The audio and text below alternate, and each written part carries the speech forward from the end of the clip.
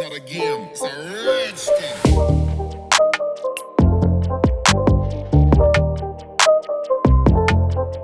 नमस्कार मित्रांनो, पुणे प्लस मध्ये तुमचं पुन्हा एकदा हार्दिक स्वागत आहे.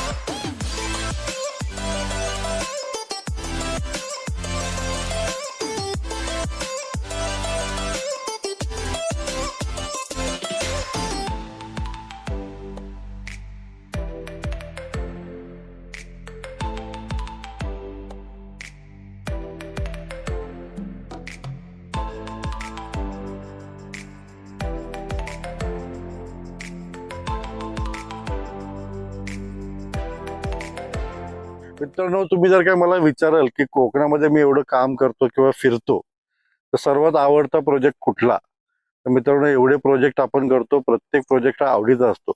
पण हा जो प्रोजेक्ट आहे गोवा टू, हा माझा सर्वात आवडता प्रोजेक्ट. म्हणजे सुमित मला जेव्हा जेव्हा इथे बोलवतो, मी पुण्यावरून 400 किलोमीटर इथे येतो.